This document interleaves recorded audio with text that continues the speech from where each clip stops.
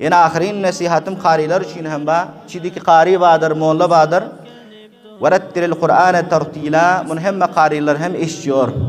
Ve her bir qari ki işler inşallah ben beyanımı. Ona hem şul peyamım şul. Verettiril Kur'an'e tertila. Kur'an okuyun pillağınız. Allah için üzüp okuyunlar. Kur'an be manay ahiste okuymaklıktır. Kur'an be manay merdimlere düşündürmekliktir. Kur'an be manay kıstanmaklık değil. Mesela bir adam 21 gecede halas etse, 23 gecede halas etse, 25 gecede halas etse, 27 gecede halas etse, Kur'an'ı bir sahih tarikada okuymaklığa mevka tapar şol qari. Eğer Kur'an'ı bir qari 5 gecede halas edecek bolsa, 10 gecede halas edecek bolsa, özünden başka düşen insan tapılmıyor iyilinde. Özünden başka düşüyor insan tapılmıyor iyilinde.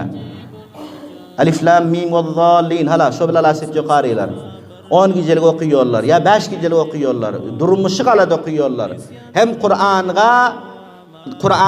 Kur'an'a bir edepli geçiyor Kur'an'ın lanet alıyor ol qariler özlerine şol cihetten Kur'an okuyacak qarilerden takazam şol inşallah her mescitteki okuysanız verettiril Kur'an'e tertila şundan okuyun ki üzüp okuyun hiç kıslanmayın. Allah Rabbul İzzet'in Kur'an'ı kıyamet günde sizlerden şikayet etmesin. Ey Allah bana biller şöyle okuydu bular deyip şikayet etmesin. Ana-i tarikada lehce-i hub bilen, tarzı hub bilen, yani zabanınız yaxşı yürüsün, onu kıraatınız yaxşı bolsun, talaffuzunuz yaxşı bolsun. Hudayna akatta bir talaffuz okuyup merdimlerin namazına hem nuksan digirmen. İnşallah şu suratta Kur'an sizlerin hakkında köp dualar eder.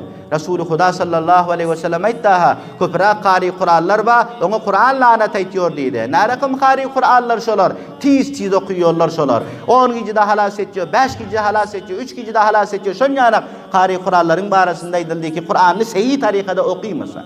Şol jahatdan verettiril Kur'an'e tertila Kur'an'ı yaxşı tarikada okuymakla köşedir.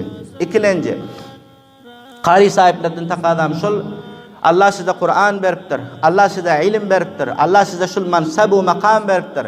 Şuna sahih tarikada amel etmekçek bolup köşedeling. Kur'an'ın her bir aydanına, her bir güftüne özlerimiz beraber etmekçek bolalım.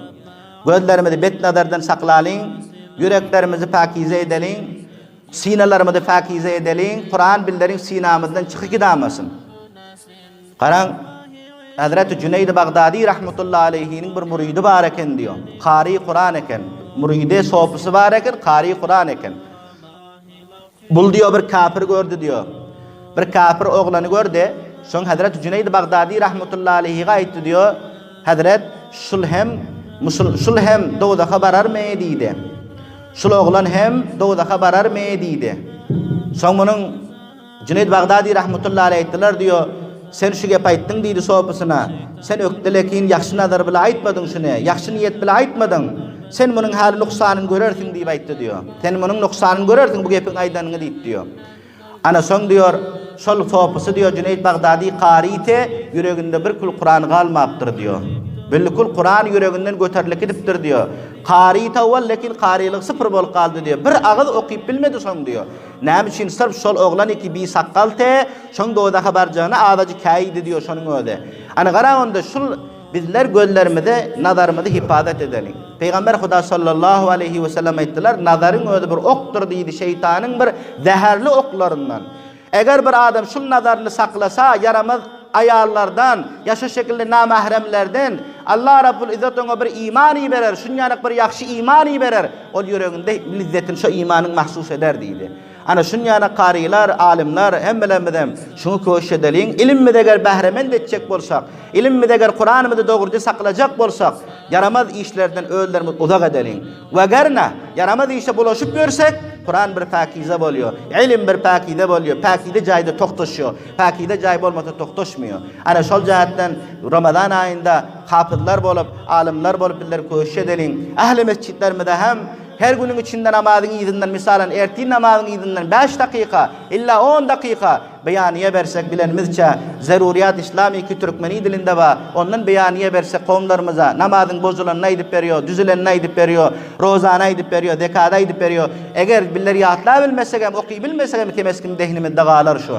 Şol cihetten her bir mescitteki molla imamlarımızdan hem takadamı şuly ki Ramazan ayında bu kavmlarımızdan mahrum etmeyin inşallah sevaplardan aydip verelim günde 10 dakika ahiri bolmasa 5 dakika inşallah erti namazdan soň oturunlar kavmlar her qaysylaryndan inşallah kavmlar bolup inşallah din öwrensek biller din talim alsak billerin dünya we ahiretimizin kamyaplygy şunda bolar.